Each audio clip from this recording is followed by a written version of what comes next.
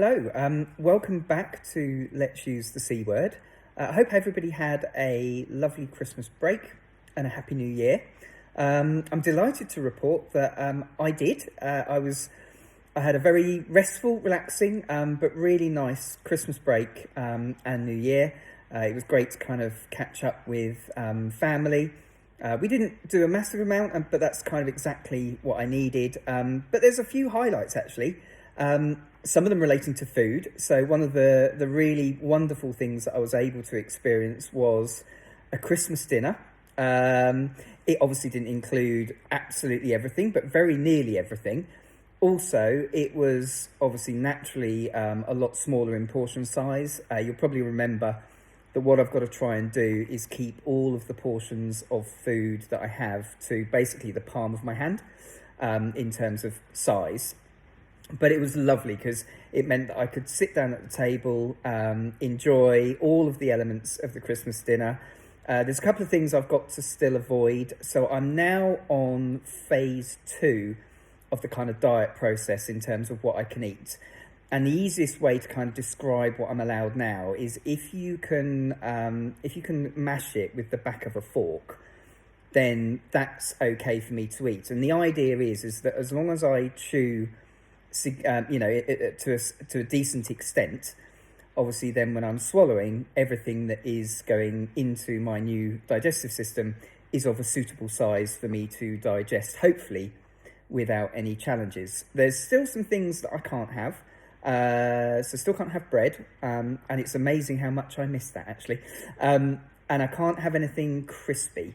So for example, the roast potatoes that Amy does so spectacularly all the time, but also at Christmas, I could only have the inside, couldn't have the outer, and I can't have anything that is of like a solid meat texture. So if you think kind of a piece of steak or anything like that, that's something that I can't quite get to yet. I will do, and same with all the other elements that I can't do at the moment. They will get there.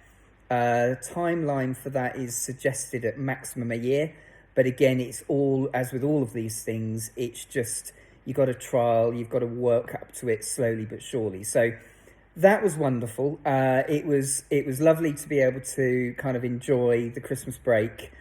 One of the things that I am still managing carefully is the tiredness. So I do feel tired, obviously quicker than I have necessarily done before. And again, I have to keep reminding myself, I'm only 6 weeks out of major surgery. There are still people that would have been in hospital even at this stage. So I have to be very, very grateful. I have to be, mindful of the fact as to what I've achieved. But I do have to admit, this part of the process for me has become quite frustrating.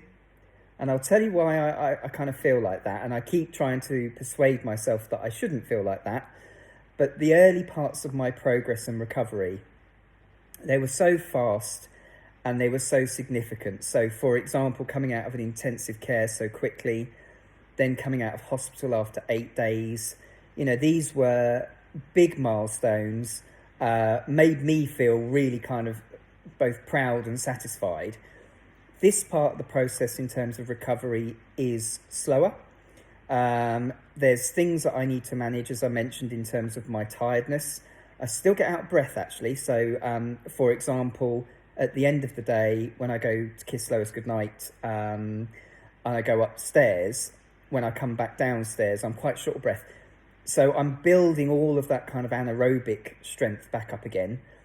But it's slow and it takes time. But if I compare even where I was 2 weeks ago, my progress has been phenomenal. So I do have to keep reminding myself that the achievements that I have made are, they are significant. And whilst they feel a little bit slower than kind of some of the other things that I did maybe 5 weeks ago, they're still really positive. And I've really got to hold on to that. The other part of the thing that I'm managing now is, again, as I've mentioned before, training my new digestive system. This is something that is frustrating and predominantly because I haven't yet found a pattern. So sometimes I can go through an entire day and I'm absolutely fine, no problem at all. As I've mentioned before, I tend to have to eat about 6 times a day.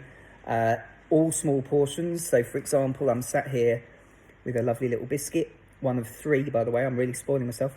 But it's things like that. I just kind of keep grazing. But one of the things that is definitely something that I need to be really careful about is volume.